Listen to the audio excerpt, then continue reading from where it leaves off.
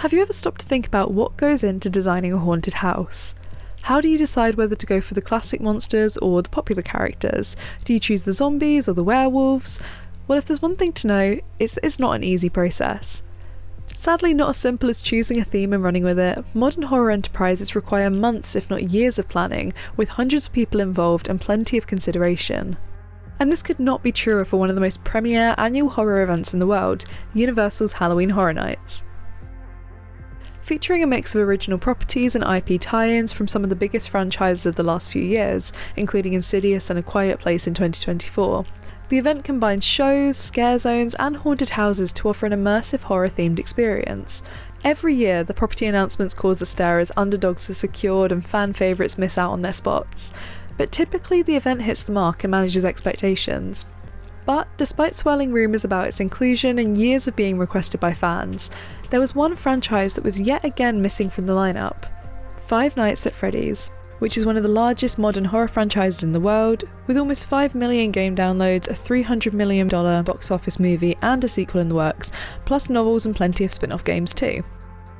Even before the release of the Five Nights at Freddy's movie, people were hoping for an announcement of a Halloween Horror Nights house. Not only would it A, make a great house, but also B, it would combine one of the world's largest and most merchandisable franchises with one of the world's, if not the world's, biggest Halloween events, so it just made sense for the partnership to exist.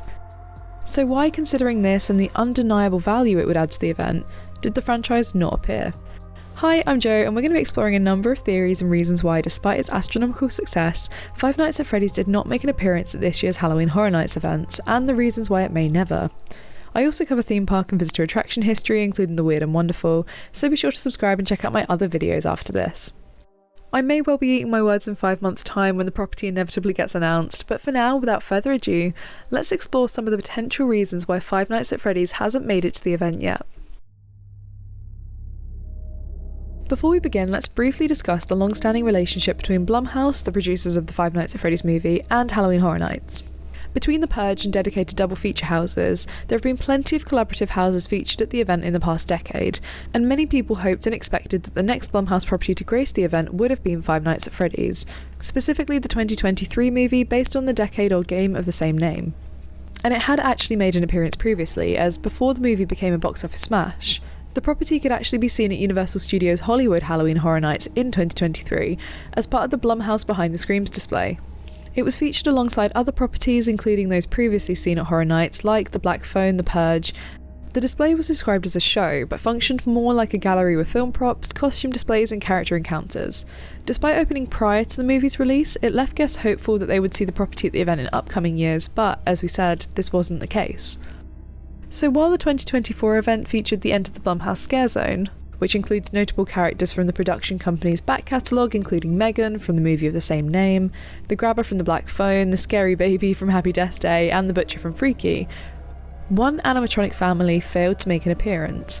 The eagle-eyed deducers amongst us will notice that there is one house on the 2024 Halloween Horror Nights lineup that does feel very Five Nights at Freddy's coded, and this is Triplets of Terror, which is themed around a gory, violent birthday bash with one of the characters wearing a rabbit mask, but no Five Nights at Freddy's. This leads me to wonder whether the house was inspired loosely by the success of the franchise, or whether there was actually a Five Nights at Freddy's house intended to be included in the lineup, but was cancelled and quickly replaced by a derived product. Although this is wholly speculative and there's no evidence to confirm this, it did lead me to consider why, if this was the case, we didn't see the property at the event. So let's hypothesize. Let's start with the big theory of licensing costs and the acquisition of rights. As one of the most popular game franchises of the past decade and the highest grossing horror films of 2023 with a sequel on the way, it would be fair to assume that the IP rights would not be cheap. We have, however, seen other big-ticket, in-demand IPs being used at Halloween Horror Nights, including Saw, The Shining, Stranger Things, Texas Chainsaw Massacre, which is now making an appearance over at the new Universal Horror Unleashed attraction, Halloween, and The Walking Dead, which made consecutive appearances at the event. All of these acquisitions are evidence that Universal is not a stranger to securing IP rights, presumably regardless of the financial burden. Though there is the potential that there are licensing restrictions either from the property's creators, the producers, or the distributors, which wouldn't allow for it to be used for attractions. But again, I'd be hesitant to suggest this, as news of the approval of new property licenses is constantly being announced, specifically for merchandising. Similarly, we have seen wider propositions for Five Nights at Freddy's inspired attractions. Even though this is yet to come into fruition, a 2016 ride proposition including concept art, information on ride vehicles, and details about the attraction itself was released. Likewise, a Five Nights at Freddy's official licensed haunted house opened briefly at the Fright Dome in Vegas in 2016, operating as a walkthrough horror attraction based on the property. Sound familiar? The house was mostly static, felt a bit ropey in places, and didn't offer many scares or thrills, perhaps not representing the franchise amazingly, but the key thing to note is that it closed very quickly, operating only for a month, and was met with mixed reviews. If you'd like to hear more about the Five Nights at Freddy's Fright Dome house, I've got a whole video coming out later this year for you to learn all about it, so I'll link it in the description when it's released. And a lot has changed since 2016 in terms of the franchise growth, which simultaneously means there's a lot more and strangely a lot less at stake when it comes to relinquishing creative control to someone else, and allowing a product to be made, which leads us nicely to our next hypothesis: issues with creative contention and the expectation of quality. If you search nearly any forum regarding Five Nights at Freddy's movies, games, or potential Halloween Horror Nights inclusion, it's almost guaranteed that you'll stumble across a comment about Scott Cawthon, the franchise's developer, and his high standards and expectation of quality.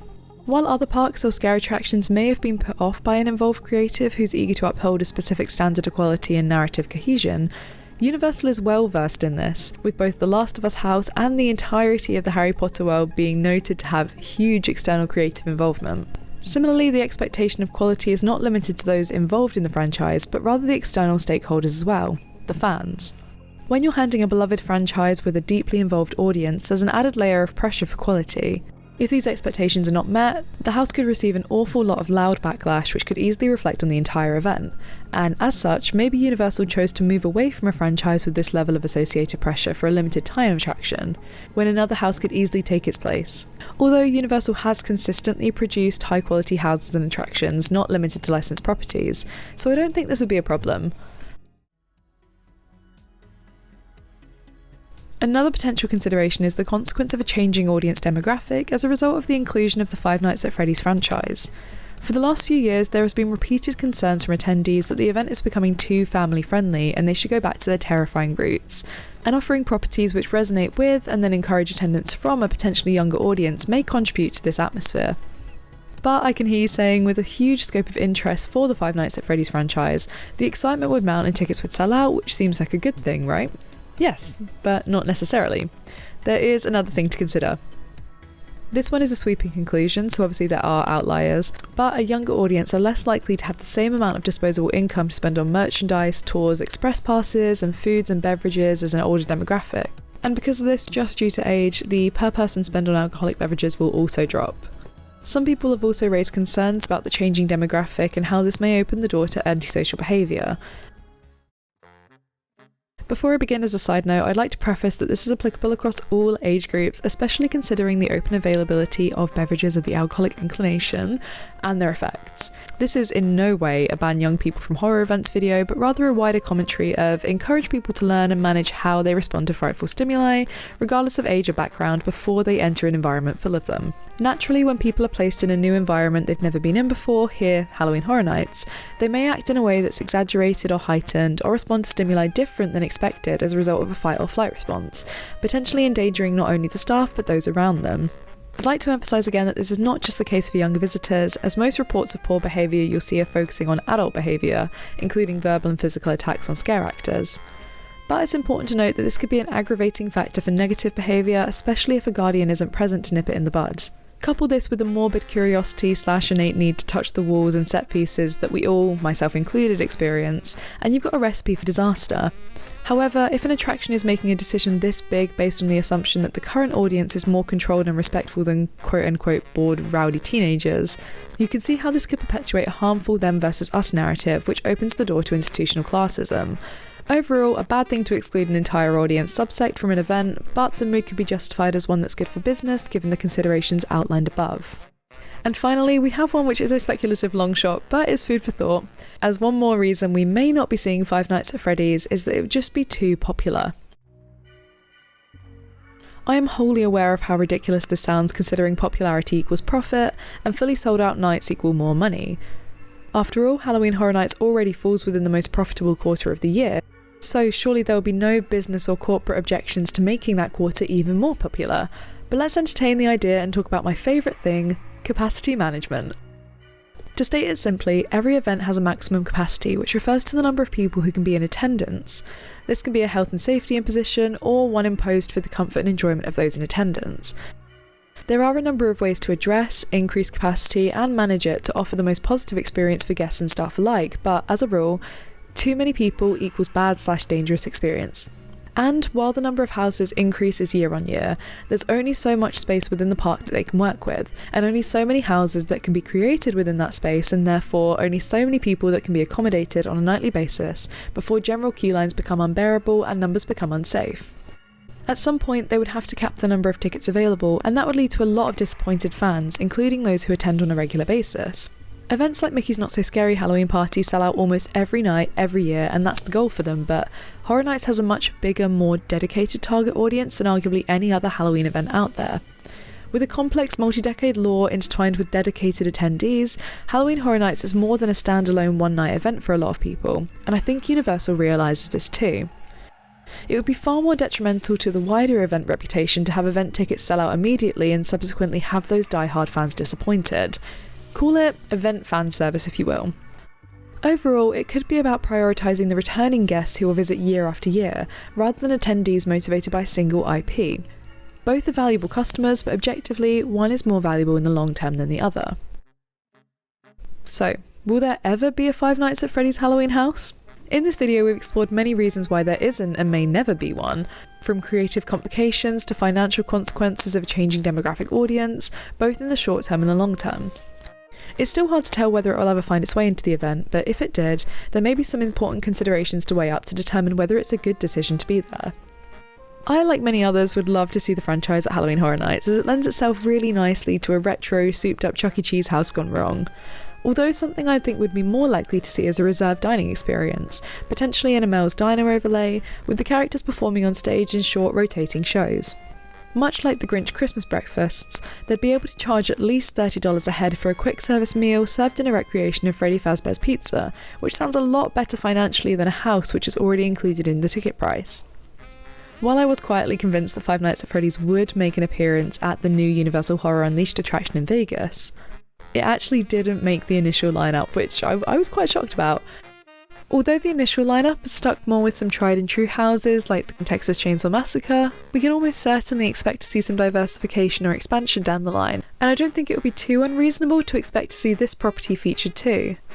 So for now, we're still in this weird lull where it could happen, it might not happen, but I thought it would be good to kind of add to the conversation as to why it might not happen just yet. So that's the end of the video. Thank you for watching, and let me know why you think Five Nights at Freddy's hasn't made it to the park. Maybe they're waiting until the next movie comes out, or perhaps they're waiting to align it with the new game release. Be sure to subscribe for more theme park history content and some broader theme park yapping, Horror Nights videos, plus content exploring the intersection between pop culture and theme parks. And check out the links in the description below to support me on alternative platforms. Have a great day and see you real soon.